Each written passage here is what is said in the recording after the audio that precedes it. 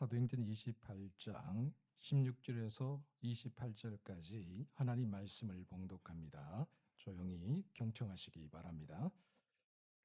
우리가 로마에 들어가니 바울에게는 자기를 지키는 한 군인과 함께 따로 있게 허락하더라. 사흘 후에 바울이 유대인 중 높은 사람들을 청하여 그들이 모인 후에 이르되, 여러분 형제들아, 내가 이스라엘 백성이라 우리 조상의 관습을 배척한 일이 없는데 예루살렘에서 로마인의 손에 죄수로 내준 바 되었으니 로마인은 나를 신문하여 죽일 제목이 없으므로 석방하려 하였으나 유대인들이 반대하기로 내가 마지 못하여 가이사에게 상소하며 내 민족을 고발하려는 것이 아니니라. 이러므로 너희를 보고 함께 이야기하려고 청하였으니 이스라엘의 소망으로 말미암아 내가 이 쇠사슬에 매인 바 되었노라. 그들이 이르되, 우리가 유대에서 내게 대한 편지를 받은 일도 없고 또 형제 중 누가 와서 내게 대하여 좋지 못한 것을 전하든지 이야기한 일도 없느니라. 이에 우리가 너의 세상이 어떠한가 듣고자 하니 이 파에 대하여는 어디서든지 반대받는 줄을 알기 때문이라 하더라. 그들이 날짜를 정하고 그가 유숙하는 집에 많이 오니 바울이 아침부터 저녁까지 강론하여 하나님의 날을 정언하고 모세의 율법과 선자의 말을 가지고 예수에 대하여 권하더라.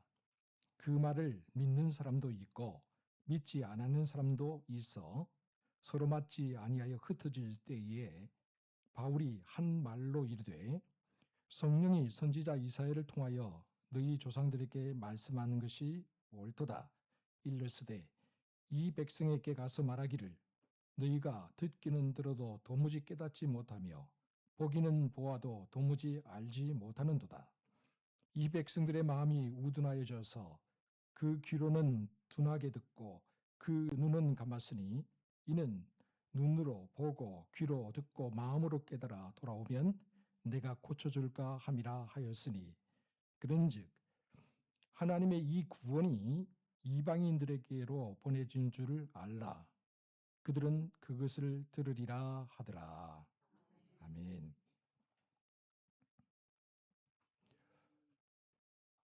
1961년 10월이었습니다. 미국 뉴욕에 있는 현대 미술관에 앙리 마티스의 유명한 르바또라는 그림이 전시가 되었습니다. 이 마티스의 르바또를 보기 위해서 약 40일간 10만 명이 넘는 사람들이 왔다 또 갔다고 하죠. 이 그림을 본 사람들이 하나같이 다 극찬에 극찬을 했다고 합니다. 그러나 참으로도 놀랍게도 이 그림이 40일 동안 거꾸로 걸려 있었다고 합니다. 그럼에도 사람들이 아무도 눈치를 채지 못하고 극찬에 극찬을 했던 것이죠. 여러분, 오늘 우리의 신앙의 풍경은 어떻습니까? 혹시 우리도 거꾸로 걸려 있는 것은 아닙니까? 세상이 교회를 향해서 차가운 시선을 보내고 있죠. 억울한 비난들이 참 많습니다. 그런데 가만히 새겨들으면 뼈아픈 일침도 있습니다.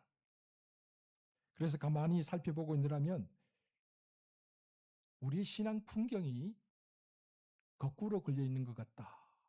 그런 생각을 많이 해봅니다. 그리스도의 향기 대신에 고약한 냄새를 풍길 때가 있죠. 거룩한 사명을 잃어버리고 세상의 유행과 풍조를 따라서 살아갈 때도 있죠. 그래서 우리의 신앙 풍경이 지금 거꾸로 걸려 있는 것은 아닐까. 2000년 전에 있는 로마도 역시 마찬가지였다. 저는 그렇게 생각을 해봅니다. 처음 로마가 출발할 때 그 기상이 정말 대단했죠. 그리고 그들이 가졌던 이상과 이념도 정말 대단했습니다. 그런데요, 로마가 세계를 정복하고 제국을 이루고 난 다음에 더 이상 우리는 이룰 것이 없다라고 생각을 하게 되었습니다. 세계 각지에서 조공품이 들어오고 또 무역품으로 말미암아 풍요가 넘쳐났습니다. 그러자 사람들이 이상과 목적을 잃어버렸습니다. 그들이 수행해야 될 사명을 잃어버렸습니다. 결국 그 결과 그들은 타락하게 되었죠. 사람들은 콜로세움의 잔인한 피비린내를 좋아했습니다. 무료로 제공하는 빵에 만족하면서 살았습니다. 이상과 목적을 잃어버린 삶이 방황하듯이 이상과 목적을 잃어버린 나라의 심장 역시 점점 썩어 들어가기 마련이죠. 술 취한 사람들, 횡설수설하는 사람들, 그리고 싸움벅질하는 사람들. 결국 그 거대한 로마가 내부로부터 무너져 내리기 시작했습니다. 여러분, 오늘 우리 인생도 역시 마찬가지입니다.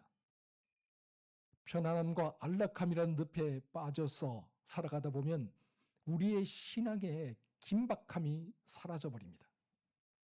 그리고 사명의 나침판을 잃어버리고 신앙을 해야 될 목적을 잃어버리게 됩니다.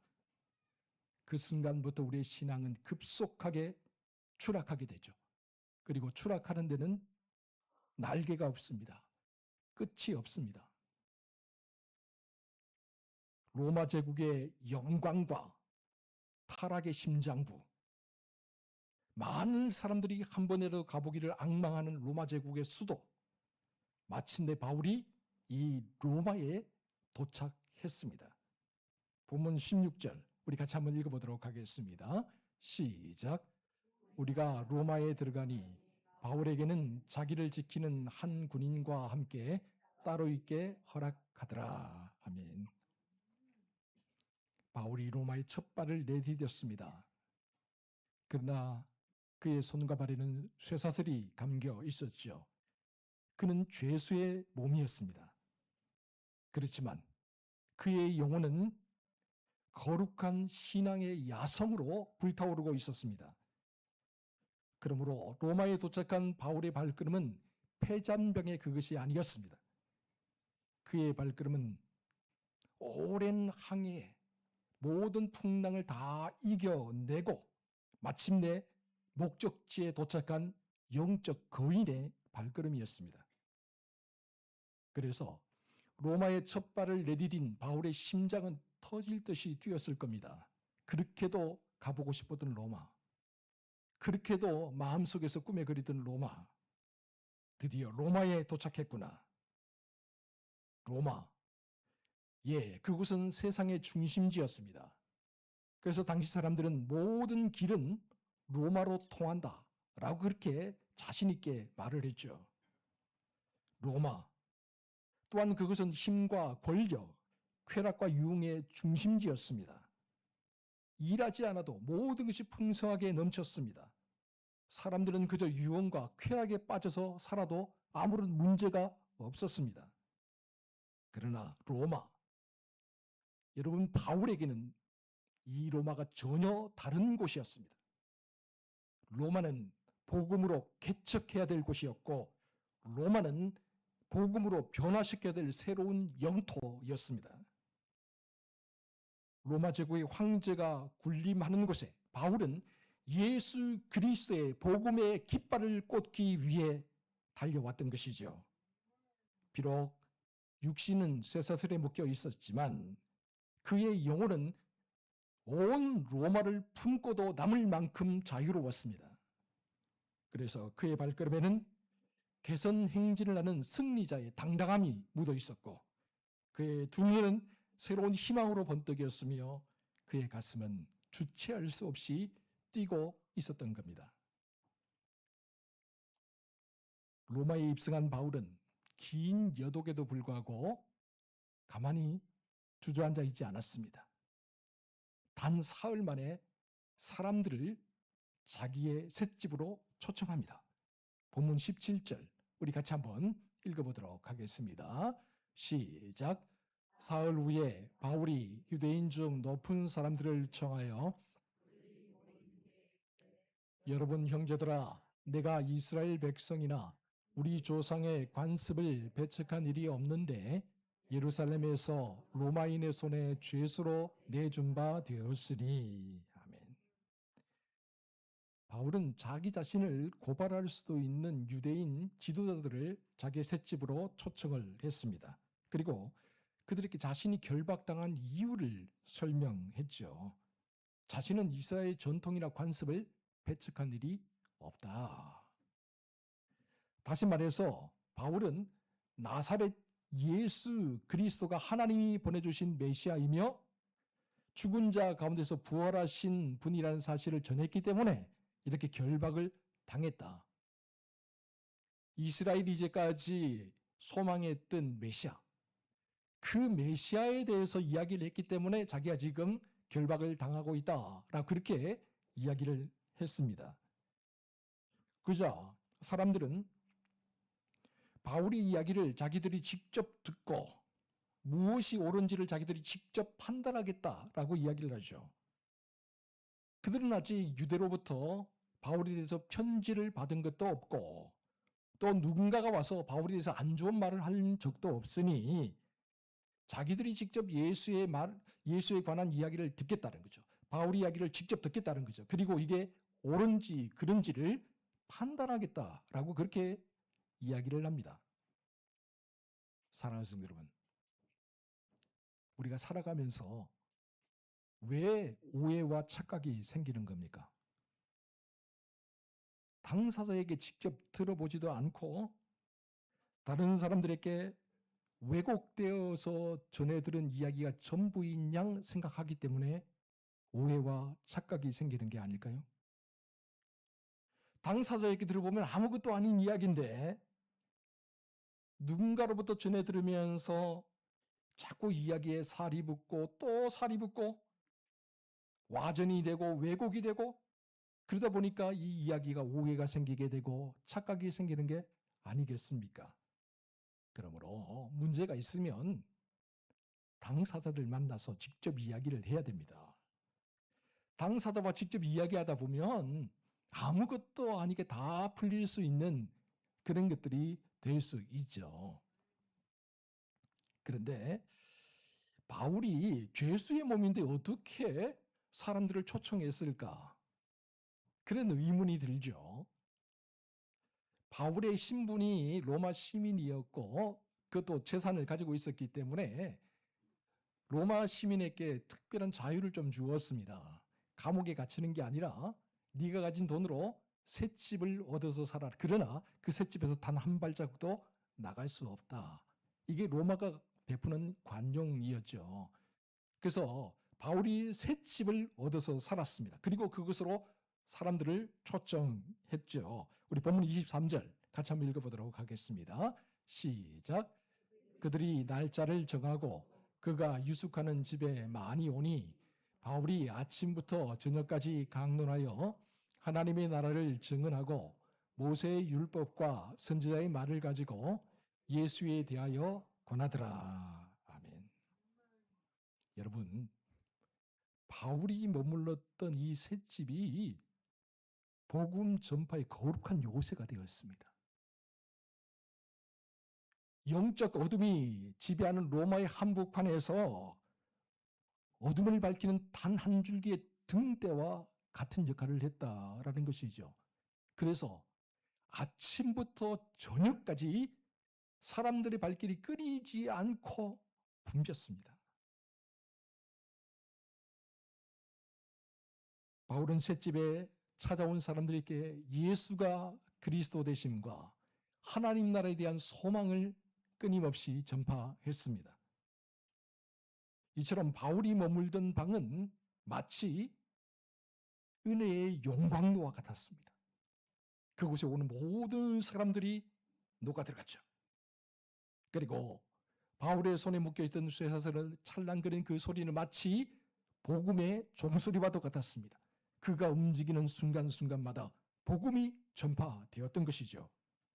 뿐만 아니라 그가 셋집에서 아침부터 저녁까지 흘리는 그 땀방울은 타락의 도시, 그 로마의 심장부를 흘러 적시는 생명수와 같았습니다.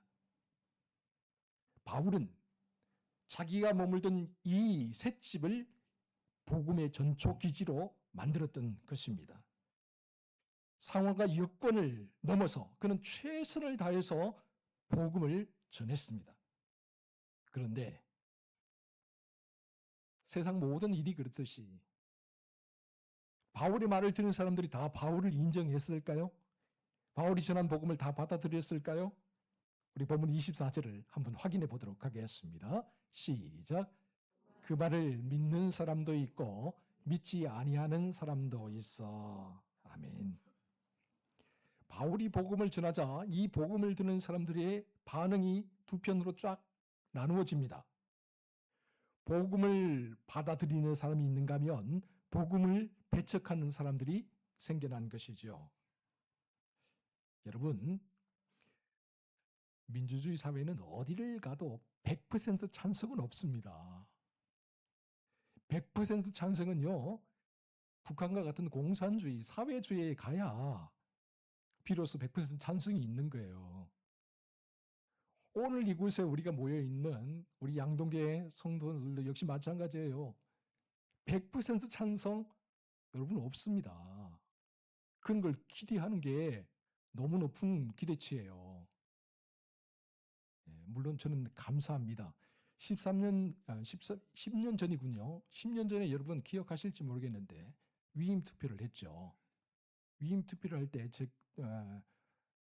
저를 위임 목사로 모실 건가 그렇지 않은가 위임 투표를 할 때 100% 찬성이 나왔습니다. 기억 못 하시죠? 저만 기억하고 있으면 제 일이라서 그죠?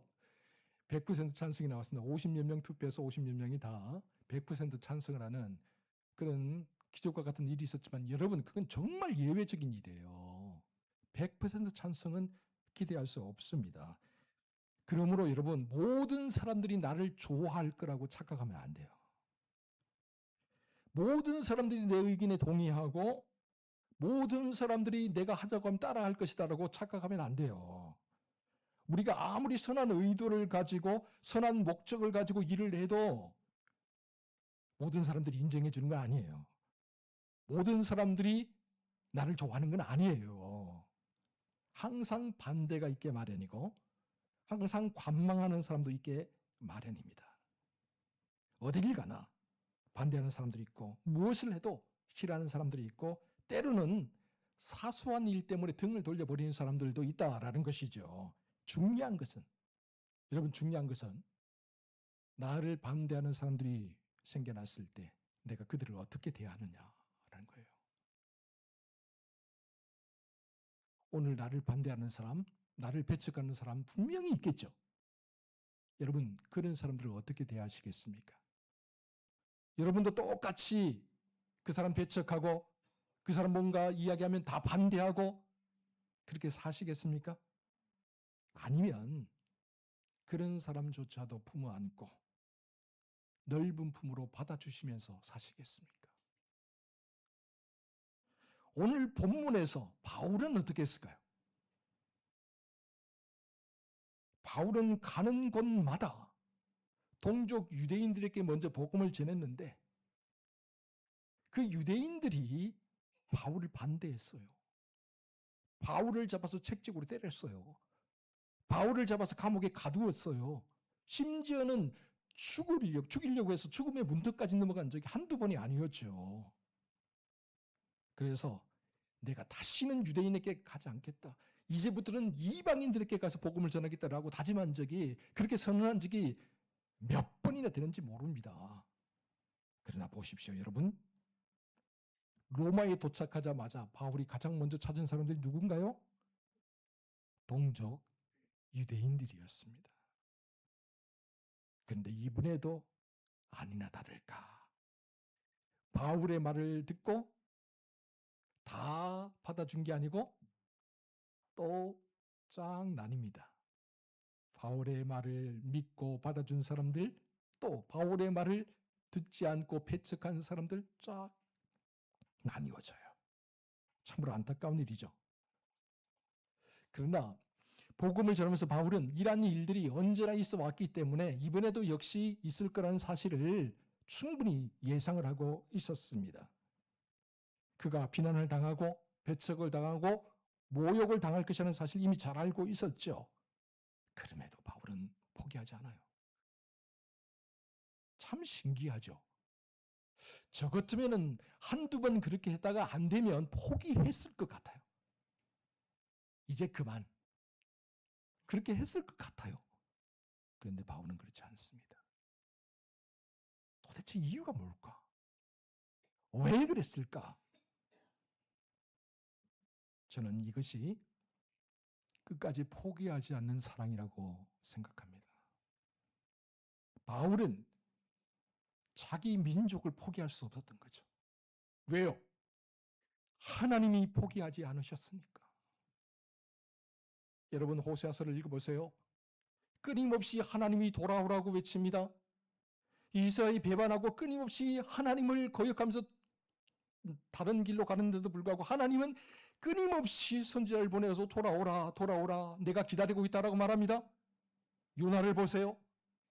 자기 마음대로 갑니다. 하나님과의 정반대의 길을 갑니다. 그럼에도 불구하고 하나님이 그를 추적해 오십니다. 그리고 그를 다시 하나님이 원하시는 길로 돌이키십니다. 이게 하나님의 마음이잖아요. 바울도 역시 마찬가지예요. 하나님의 포기하지 않는 사랑, 끊을 수 없는 사랑을 가슴에 품고 있었던 거죠. 그래서 그가 자기 동족이 자기를 배척하고 모욕하고 조롱하고 심지어는 죽이려 한다는 것을 잘 알면서도 또다시 그들께로 다가갑니다. 바울의 이 마음이 로마서 9장 3절에 잘 나와 있습니다. 우리 함께 로마서 9장 3절 말씀을 함께 읽어보겠습니다. 시작. 나의 형제 곧 골육의 친척을 위하여 내 자신이 저주를 받아 그리스도에게서 끊어질지라도 원하는 바로라. 아멘. 내가 저주를 받아 구원을 받지 못할지라도 나의 형제와 나의 친척과 나의 민족이 구원을 받을 수 있다면 나는 얼마든지 내 한 몸 불살을 수 있다. 이게 바울의 마음이었어요. 이 바울이 가진 복음의 심장이었어요. 자신을 끊임없이 찌르는 가시와 같은 동족이었지만 끝까지 포기하지 않는 바울의 이 복음의 심장.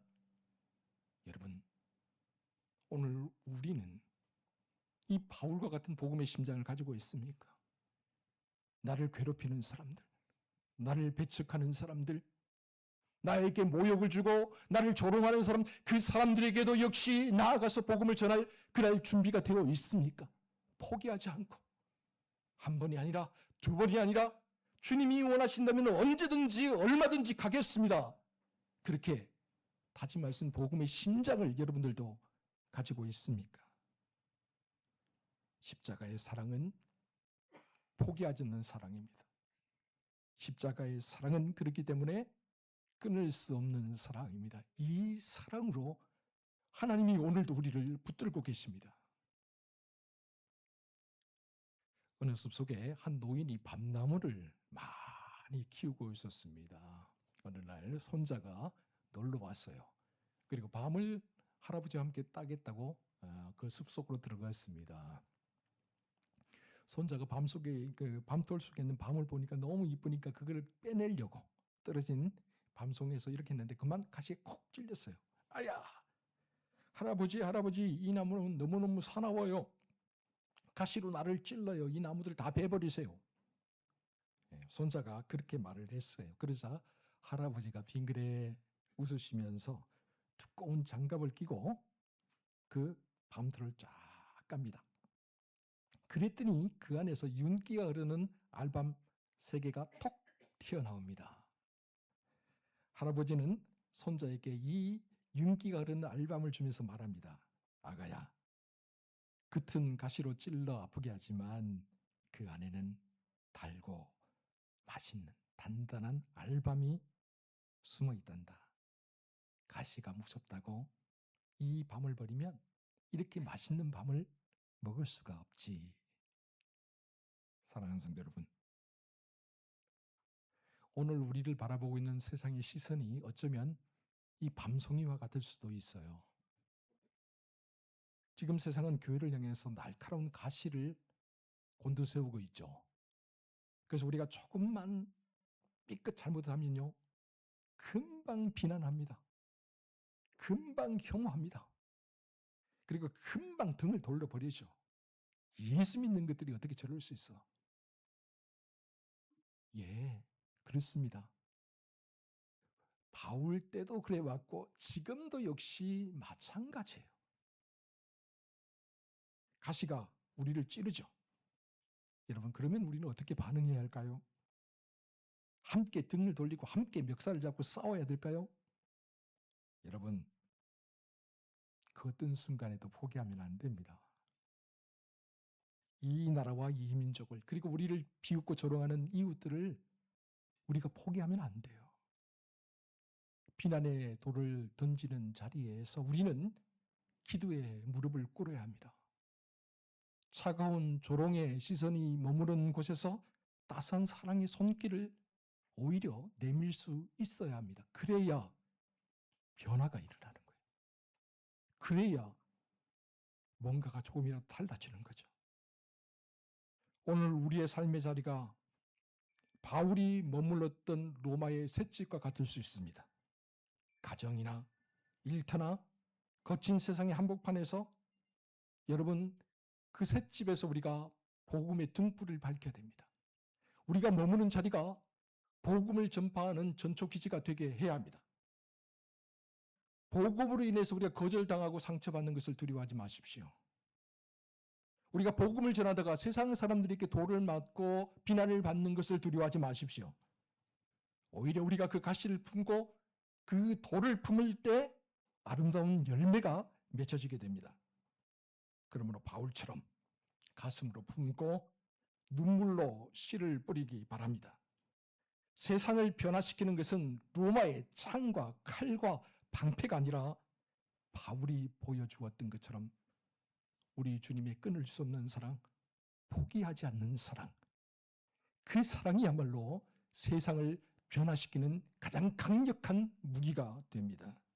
오늘도 이 사랑으로 세상과 싸워 승리하는 저와 여러분 모두가 될 수 있기를 주의 이름으로 축원합니다. 기도하겠습니다. 사랑하는 주님, 우리에게 주신 사명을 잃고 세상의 유행과 풍조에 취해 살아왔던 우리의 안일함을 회개합니다. 이제 뒤집혀진 신앙의 캔버스를 바로 잡아 주옵소서.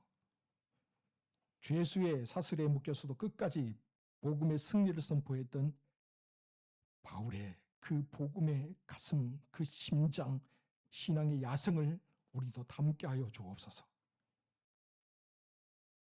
우리를 찌르는 이웃들, 우리를 찌르는 사람들 끝까지 포기하지 않게 하여 주시고 십자가의 사랑으로 끊을 수 없는 그 사랑으로 품어 안게 하여 주시옵소서.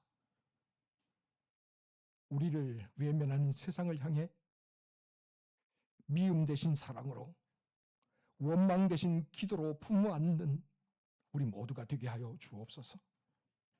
그래 우리가 서 있는 삶의 자리가 생명의 복음을 전한 전초기지, 은혜의 처소가 되게 하여 주옵소서. 이 모든 말씀을 우리 구주 예수 그리스도의 이름으로 기도하옵나이다. 아멘.